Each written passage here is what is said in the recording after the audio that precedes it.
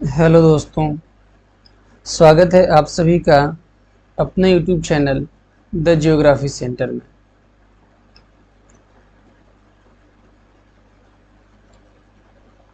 जैसा कि हमने आपसे वादा किया था कि हम ज्योग्राफी के सभी विषयों और टॉपिक्स को यूट्यूब पर ही पढ़ाएंगे, जिससे हर किसी को फ्री ऑफ कॉस्ट एजुकेशन मिल सके। ज्योग्राफी ऑप्शनल और नेट जेआरएफ पीजीटी के एग्ज़ाम के पॉइंट ऑफ व्यू से बहुत ही ज़्यादा महत्वपूर्ण है। तो आइए आज की क्लास शुरू करते हैं। सबसे पहले एक कहानी जो हमारे प्राचीन मान्यताओं से जुड़ी हुई है उसको समझते हैं, और अगर आप चैनल पर पहली बार आए हैं तो इसको सब्सक्राइब, लाइक और अपने दोस्तों में शेयर ज़रूर करिएगा। जो हम आज विषय की शुरुआत कर रहे हैं उसका नाम basics and fundamentals of remote sensing and GIS है। ये कॉम्पिटिटिव एग्ज़ाम्स के साथ साथ यूनिवर्सिटी एग्ज़ाम्स में भी, चाहे वो बीए का हो, चाहे वो एमए का हो, चाहे वो बीएससी हो या एमएससी हो ना, ज्योग्राफी पढ़ने वाले सभी स्टूडेंट्स के लिए बहुत ही ज़्यादा लाभदायक है। इस सब्जेक्ट में मैं आपको basic plus fundamental remote sensing का और जीआईएस का दोनों का बताऊंगा। तो चैप्टर 1 की शुरुआत करेंगे। चैप्टर 1 का नाम है सुदूर संवेदन तकनीक, यानी कि रिमोट सेंसिंग टेक्निक। तो सबसे पहले एक प्राचीन मान्यता पर आधारित एक कहानी है जो हमारे महाभारत काल से जुड़ी हुई है, उसको समझते हैं। कहा जाता है कि महाभारत में संजय नामक व्यक्ति ने कुरुक्षेत्र युद्ध में होने वाली घटना को अपने अंतर्ज्ञान के बल पर जानकर अंधे धृतराष्ट्र को सुनाया करता था। अर्थात युद्ध क्षेत्र दूर होने पर भी वहां घटने वाली घटना को बिना रणक्षेत्र में गए जान लेता था और उसका वर्णन धृतराष्ट्र को सुनाता रहता था। युद्ध कहीं और हो रहा है और धृतराष्ट्र अपने राजमहल में बैठे हुए हैं। संजय यहाँ गया नहीं है, लेकिन यहाँ बैठे बैठे संजय जो है धृतराष्ट्र को सारी बात जो है सुना रहा है। मतलब बिना वहां गए अपनी सारी बात जो है इनको सुना रहा है। सबसे पहले इसमें यही समझने वाली बात है कि सुदूर संवेदन होता क्या है, तो सारा कुछ हम लोग समझेंगे। तो बात करते हैं कि आखिर ये है क्या चीज। देखिए, सुदूर संवेदन का सामान्य अर्थ है किसी वस्तु के सीधे संपर्क में आए बिना, है ना। सीधे संपर्क में हम नहीं आएंगे, सीधे संपर्क में आए बिना उसके बारे में आंकड़े संग्रह करना। लेकिन वर्तमान वैज्ञानिक परिप्रेक्ष्य में देखिए, अब ये कह रहा है कि हम अगर कोई वस्तु यहाँ पर है तो सीधा डायरेक्टली हम इसको टच नहीं करेंगे या डायरेक्टली इसके पास नहीं जाएंगे, लेकिन इसके बारे में जो भी इंफॉर्मेशन हमें मिलेगी, इसके बारे में जो भी हमें इंफॉर्मेशन है वो हम प्राप्त कर लेंगे, ठीक है। लेकिन अगर हम इस दौरान बात करेंगे कि आज के संदर्भ में क्या है, तो वर्तमान वैज्ञानिक परिप्रेक्ष्य में सुदूर संवेदन का तात्पर्य आकाश में स्थित किसी प्लेटफॉर्म, है ना, जैसे कि ये पृथ्वी हो गई और ये अंतरिक्ष में कोई प्लेटफॉर्म है, जैसे कि ये जियो स्टेशनरी सैटेलाइट है या और कोई पोलर ऑर्बिटिंग सैटेलाइट है ना। तो कोई अंतरिक्ष में स्थित प्लेटफॉर्म है, जैसे हवाई जहाज, उपग्रह या कोई गुब्बारा में कैमरा लगा के छोड़ दिया गया है, से पृथ्वी के किसी भूभाग का चित्र लेना। यह एक ऐसी उन्नत विधा है जिसके माध्यम से ऊंचाई पर जाकर बिना किसी भौतिक संपर्क के पृथ्वी के धरातलीय स्वरूपों और संसाधनों का अध्ययन वैज्ञानिक विधि से किया जाता है। बिना हम, जैसे देखिए यहाँ पर एक सैटेलाइट बनाया गया है, ये एक सैटेलाइट आप देख रहे हैं, और इन सैटेलाइट के माध्यम से ये जो बादल हैं, ये जंगल हैं, वन है, ये घर है, मतलब पृथ्वी का पूरा ये जो सरफेस है, ये जो पूरा धरातल है पृथ्वी का, यहाँ से ये इसके ये सैटेलाइट यहाँ आया नहीं, है ना, आकाश में अंतरिक्ष में ऊपर स्थित है, लेकिन फिर भी यहाँ से हम पृथ्वी के बारे में जानकारी प्राप्त कर ले रहे हैं। तो सुदूर संवेदन का मतलब यही होता है।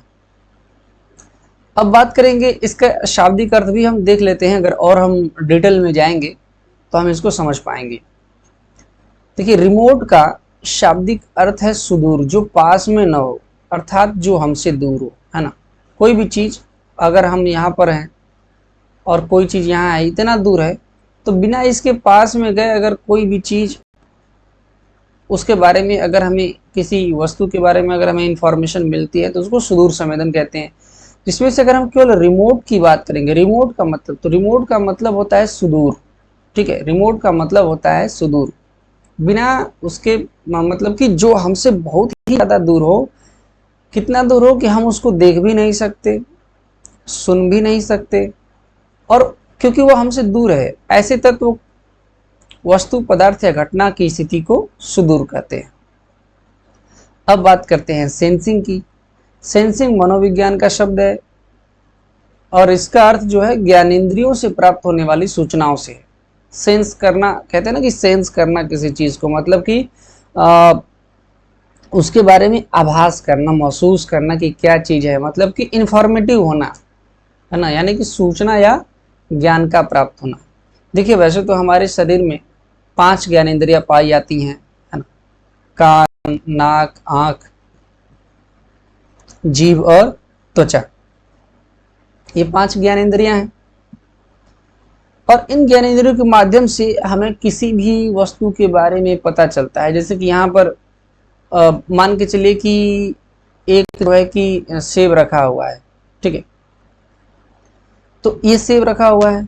अब किसी ने इस सेब के बारे में बताया तो हम सुनेंगे अपने कान से, कान से इस सेब के बारे में सुनेंगे।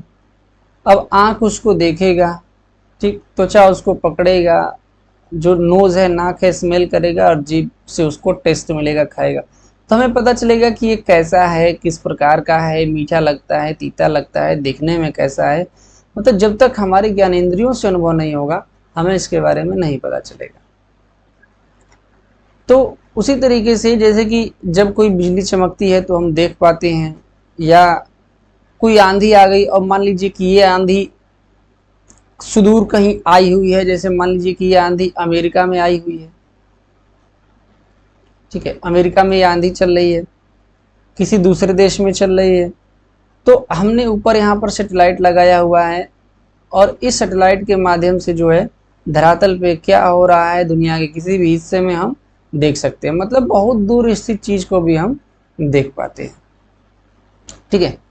तो आइए आगे देखते हैं, इसकी परिभाषाएं देख लेते हैं, सुदूर संवेदन की विभिन्न परिभाषाएं। पार्कर एवं वुल्फ एक विद्वान थे।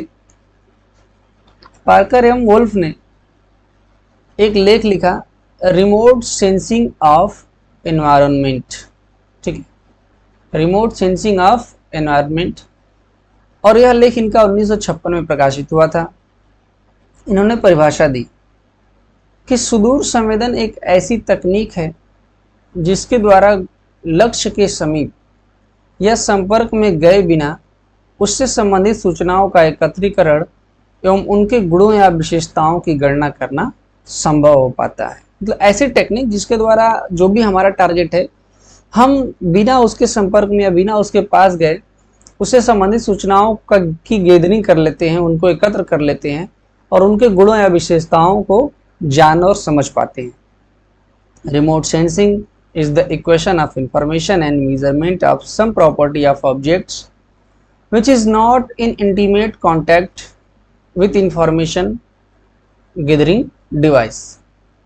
एक और परिभाषा है जो कि ये परिभाषा जो है अमेरिकन फोटोग्राफर्स के ग्रुप द्वारा दी गई है, ठीक है, अमेरिकन फोटोग्रामेट्री जो एजेंसी है उसके द्वारा ये परिभाषा दी गई है कि सुदूर मंच से निरीक्षण की संपूर्ण प्रक्रिया को सुदूर संवेदन कहते हैं। मतलब कोई मंच यहाँ पर है, कोई सैटेलाइट है, ठीक है, और बहुत दूर है, और इससे हम पृथ्वी का निरीक्षण कर रहे हैं, तो सुदूर मंच से निरीक्षण की संपूर्ण प्रक्रिया को सुदूर संवेदन कहते हैं। Remote sensing is to encompass the total observational process from remote platform, है ना, कोई सुदूर स्थित मंच हो। इसमें अब इसके महत्व को अगर हम देखें, है ना, importance of remote sensing technique, कि इसका महत्व क्या है। तो पहला चीज हम देखते हैं, कुछ बातें हैं जिनको हम समझ लेते हैं। कुछ घटनाएं घटी हैं हमारे इतिहास में, वर्तमान में भी घट रही हैं और भविष्य में भी घटेंगी। तो पहला जो महत्व इसका आता है, सबसे पहले हम समझ लेते हैं जनसंख्या विस्फोट को, एक्सप्लोजन ऑफ पॉपुलेशन। ठीक है, जनसंख्या विस्फोट। देखिए फ्रेंड्स, अगर हम बात करें तो जब ईसा मसीह का जन्म हुआ, जब हम बात करेंगे, ठीक है, जब ईसा मसीह का जन्म हुआ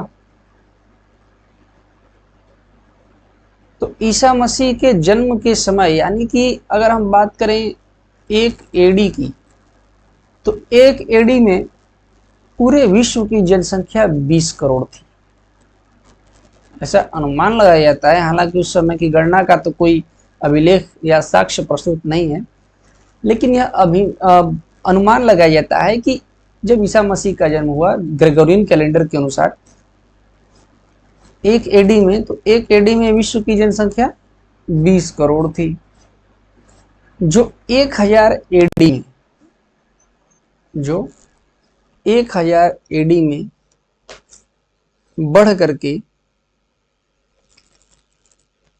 जो 1000 AD में बढ़ करके 30 करोड़ हो गई। क्योंकि ये भी ध्यान रखने वाली बात है, 1000 AD में बढ़ करके 30 करोड़ हो गई।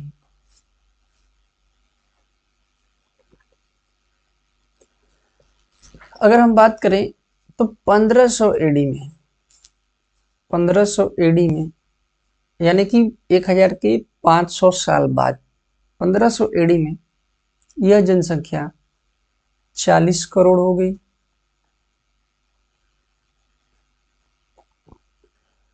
और 1850 में, और अगर हम बात करें यहां से,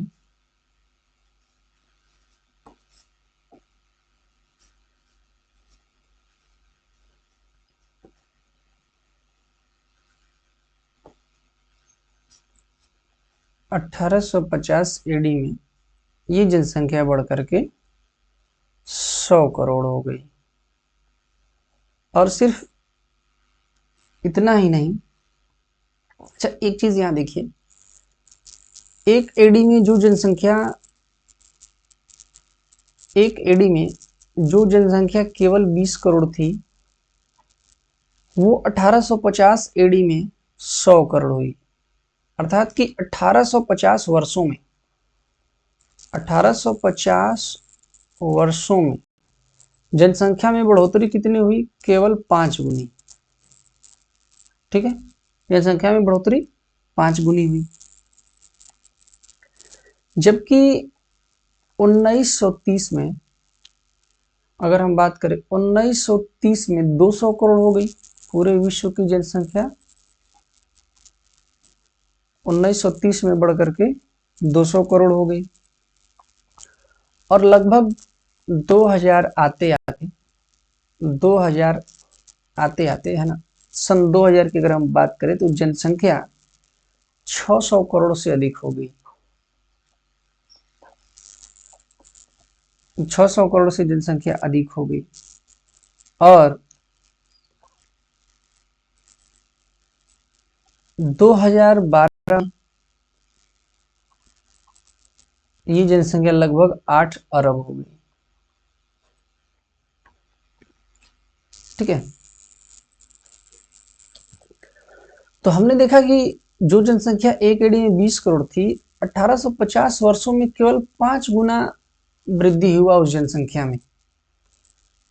लेकिन 20वीं शताब्दी में ही, केवल 20वीं शताब्दी में, यानी कि 1900 से लेकर के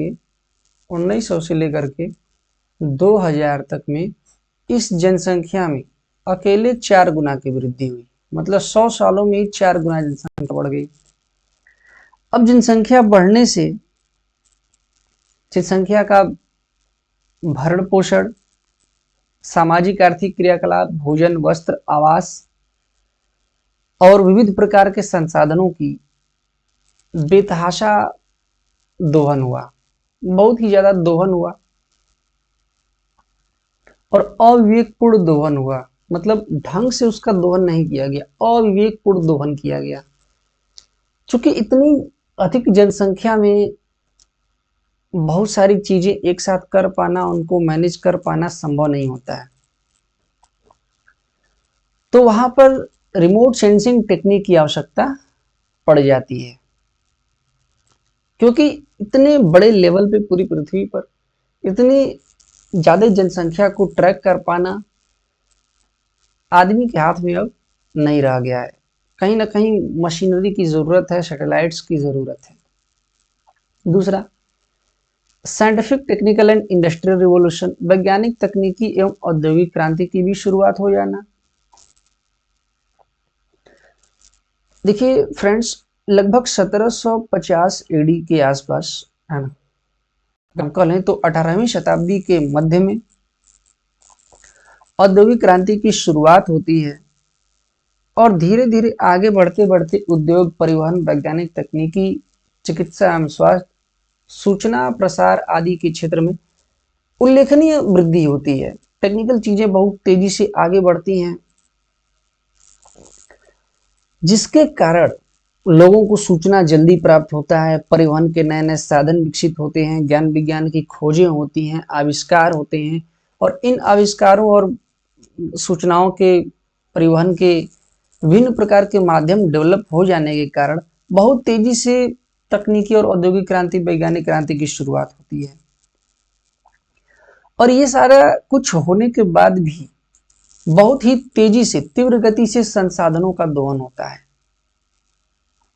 इतना सब होने के बाद भी तीव्र गति से संसाधनों का दोहन होता है और अविवेकपूर्ण दोहन होता है, इनका उपभोग बढ़ जाता है। यहाँ भी संसाधनों में कमी हमें देखने को मिलती है, जनसंख्या लगातार बढ़ रही है, बहुत सारी चीजें हो रही हैं, तो इसके कुछ परिणाम भी निकल रहे हैं। अब जैसे हम बात करेंगे फास्ट पेस ऑफ अर्बनाइजेशन, यानी कि तीव्र नगरीकरण भी हो रहा है। ये क्रम से हम चलेंगे, एक के बाद एक घटना दूसरी घटना का परिणाम लेकर के सामने आ रही है। तो तीव्र नगरीकरण भी हो रहा है। अब तीव्र नगरीकरण में अगर हम इसकी बात करें, इसके हम डेटा को देखें, तो विश्व में सन 1800 में, ठीक है, सन 1800 में विश्व की कुल मात्र 3% जनसंख्या नगर में निवास करती थी। अगर हम बात करें सन 1800 की, तो मात्र 3% जनसंख्या नगरों में निवास करती थी। अगर हम 1900 की बात करें, तो 1900 में यह आंकड़ा बढ़कर के 13.6% हो गया। जनसंख्या जो है नगर में निवास करने लगी। 2000 की अगर हम बात करें, तो 2000 में यह आंकड़ा लगभग 45% के आसपास हो गया था, ठीक है।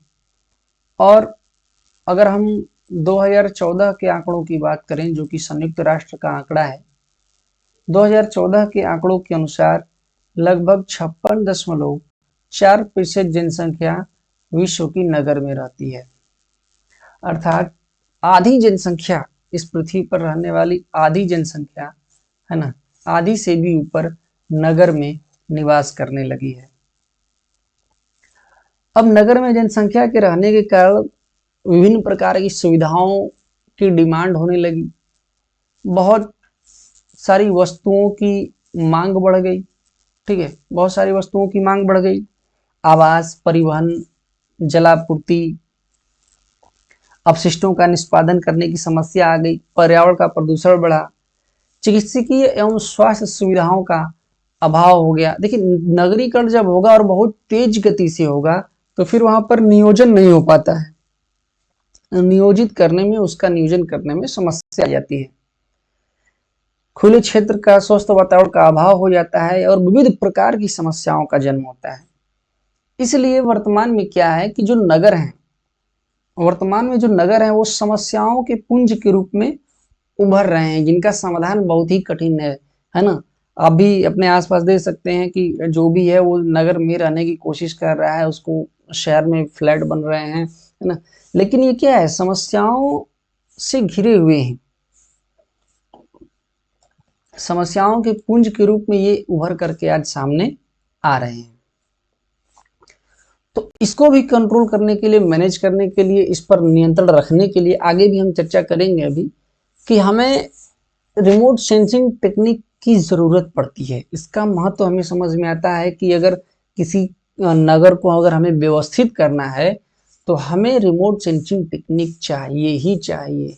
नगरीकरण को अगर स्थिर करना है, गाँवों को डेवलप करना है, तो कैसे हम नियोजित करेंगे, प्लान कैसे करेंगे, इसके लिए हमें रिमोट सेंसिंग टेक्निक चाहिए। आगे और भी हम डिस्कस करेंगे अगले चैप्टर्स में, अगले टॉपिक्स में, इन सारी चीज़ों पर, तब जाकर के ये पूरा क्लियर हो जाएगा।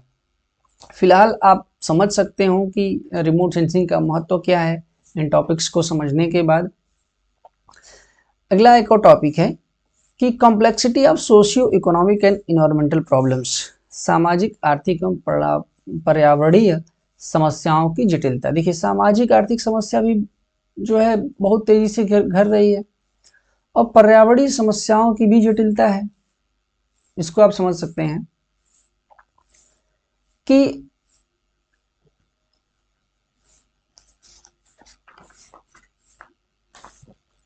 हमारे समाज में अगर सामाजिक कोई व्यवस्था चल रही है, सामाजिक कोई सरोकार अगर चल रहा है, तो आर्थिक रूप से भी वो बहुत गहराई से जुड़ा हुआ है।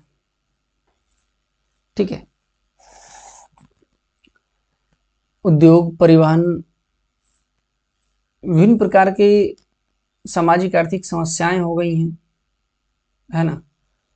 और इन सामाजिक आर्थिक समस्याओं के कारण, अब सामाजिक आर्थिक समस्याओं में जैसे कि परिवार है, अगर कोई अलग हो रहा है तो वो शहर में जाके रह रहा है, तो सामाजिक संरचना तो बदल रही है, इसके साथ साथ उसको रोजगार चाहिए, खाने को चाहिए, आवास चाहिए, वस्त्र चाहिए। तो सामाजिक और आर्थिक दोनों प्रकार की जटिलताएं सामने आ रही हैं। अब जब सामाजिक आर्थिक जटिलताएं सामने आ रही हैं तो पर्यावरणीय समस्या का बढ़ना स्वाभाविक हो जाता है। पर्यावरणीय समस्या में बहुत सारी चीजें ऐसी हैं जो पर्यावरण को नुकसान पहुंचाती हैं। जब हमारा तीव्र नगरीकरण होता है, सामाजिक आर्थिक समस्याएं बढ़ती हैं, तो भविष्य के लिए पर्यावरण को सुरक्षित रख पाना, पर्यावरण को स्वस्थ रख पाना बहुत ही ज्यादा मुश्किल हो जाता है। भूमि, खनिज, वनस्पति, जल जैसे संसाधनों का अविवेकपूर्ण दोहन बढ़ जाता है। परिवहन उद्योग तथा ऊर्जा उत्पादन के कारण निकले अपशिष्टों से पर्यावरण प्रदूषण बढ़ता है और पारिस्थितिकी असंतुलन की में बढ़ोतरी हो जाती है। पारिस्थितिकी असंतुलन भी बढ़ता है।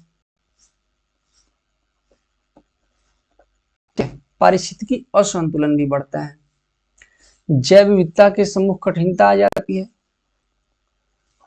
देखिए हमारी बायोडाइवर्सिटी का होना बहुत जरूरी है, लेकिन जब सामाजिक आर्थिक जटिलता बढ़ती है तो जैव विविधता में भी दिक्कत आने लगती है,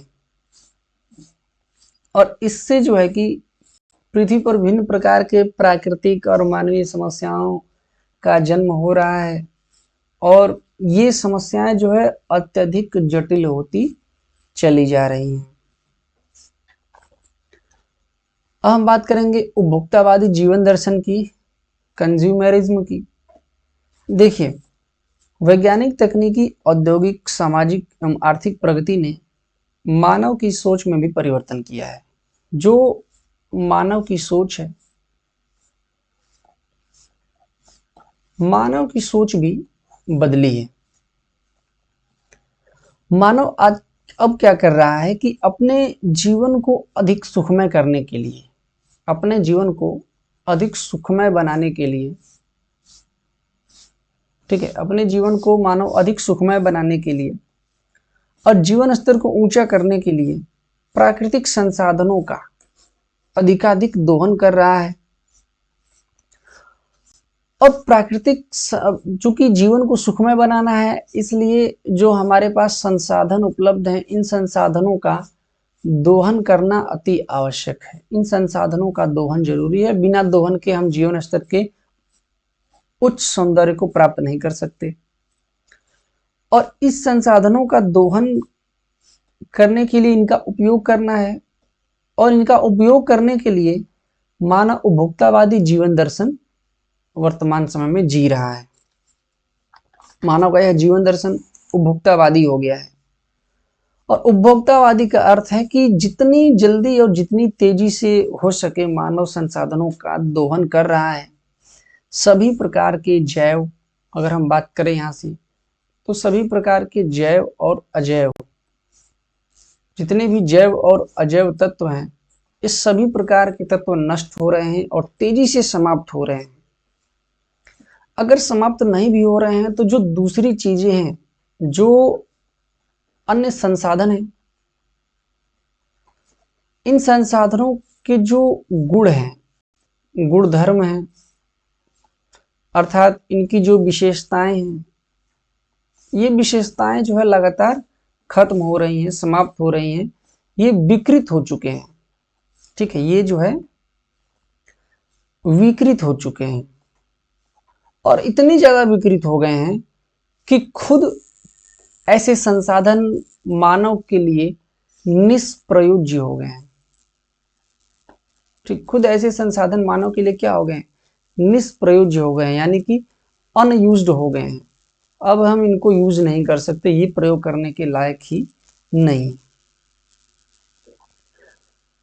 तो देखिए, इन सभी संसाधनों और सभी टॉपिक्स को जब हमने समझा तो हमें एक आइडिया लगा कि देखिए इतनी सारी चीजें हैं, चूंकि पृथ्वी हमारी बहुत बड़ी है और मानव की जनसंख्या लगातार बढ़ती चली जा रही है,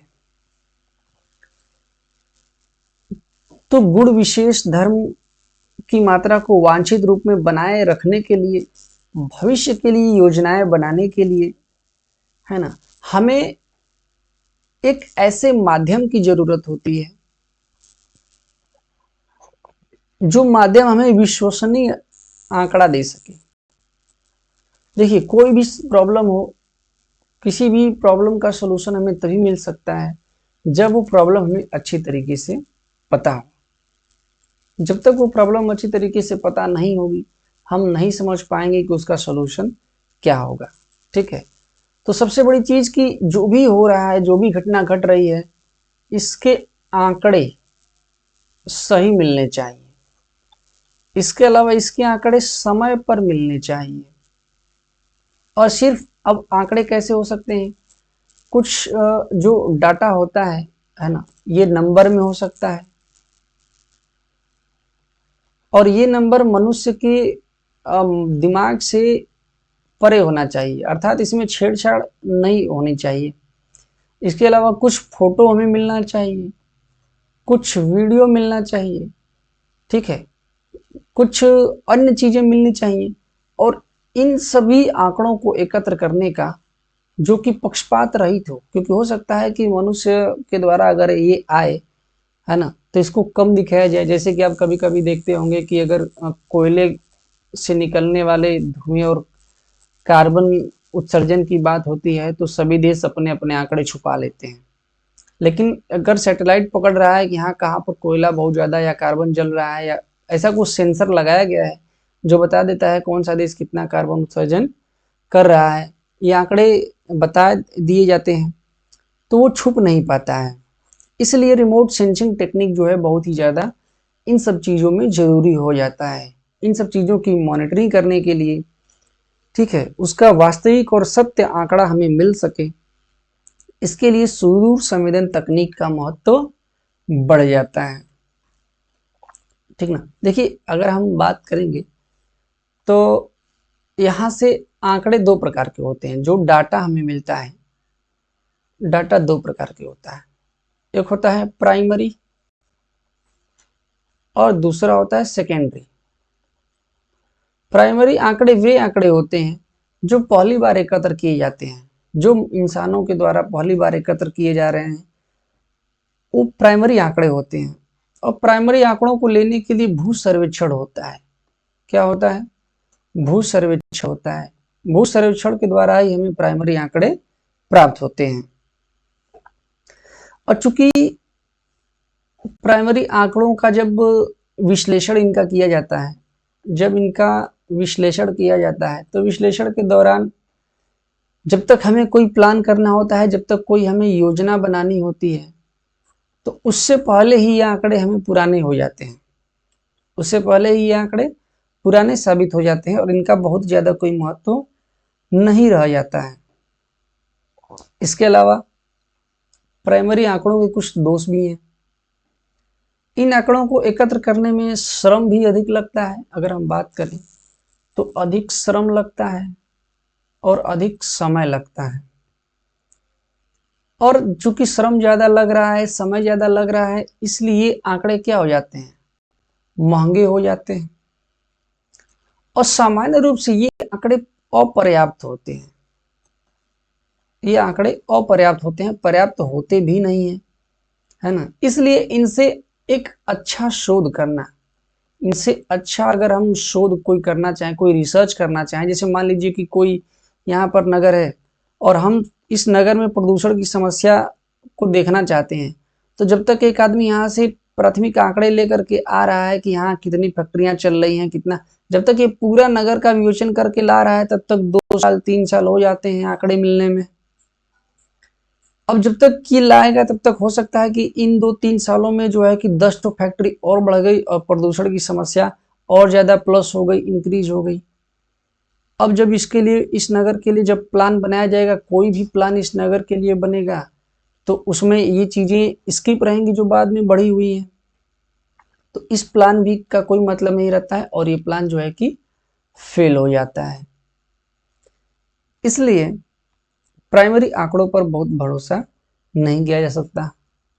कभी कभी ये भी होता है कि प्राइमरी आंकड़े जो है पक्षपातपूर्ण हो जाते हैं, पक्षपात भी होता है, क्योंकि इंसान है भाई, इंसान ही प्राइमरी आंकड़ा इकट्ठा करता है, तो इसमें पक्षपात होने की संभावना भी बड़े पैमाने पर रहती है।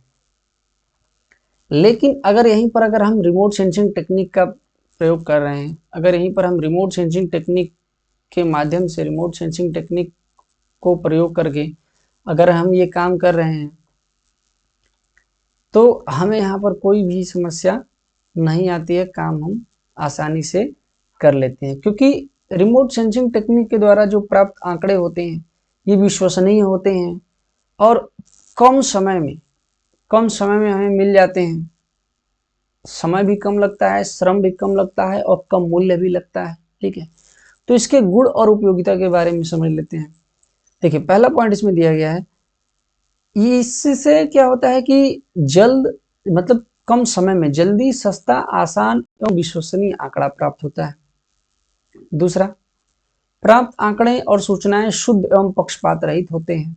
तीसरा, इसके द्वारा क्षेत्र का त्रिविमीय दृश्य प्राप्त होता है, जिससे लक्षण के पहचान एवं उसके विवेचना में बहुत सुविधा होती है।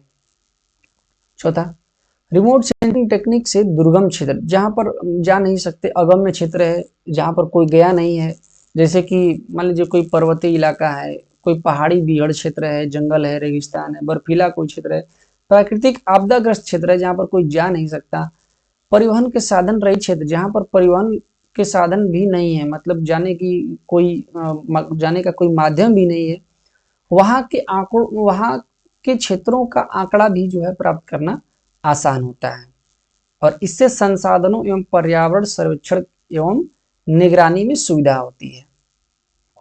पांचवा, इसका उपयोगिता क्या है, क्षेत्र विशेष का एक निश्चित समय अंतराल के बाद सूचनाओं एवं आंकड़ों की प्राप्ति होती रहती है। मतलब हम जब चाहेंगे तब, जिस समय अंतराल पे चाहेंगे और जिस क्षेत्र का चाहेंगे, उस क्षेत्र की सूचनाओं और आंकड़ों की प्राप्ति हम करते रहेंगे। बार बार हमें भू सर्वेक्षण की जरूरत नहीं होगी, रिमोट सेंसिंग टेक्निक से हम ये चीजें करते रहेंगे, जिससे तत्व विशेष में कालिक परिवर्तन की विवेचना आसानी से किया जा सकता है। जैसे मान लीजिए कोई क्षेत्र है, इस क्षेत्र में मौसम परिवर्तन हो रहा है, तो किस प्रकार से मौसम परिवर्तन हुआ, अगर एक दिन का निकालना होगा, 1 डे का, तो भी निकाल लेंगे, और 10 साल का निकालना होगा हम तो भी लगा दिए हैं सैटेलाइट, ऊपर से सेंसर लगा दिया है, पूरा वो जीआईएस सिस्टम काम कर रहा है और हमें उस क्षेत्र का टेम्परेचर, वायु, वर्षा, सारी चीजों की जानकारी मिल जाएगी।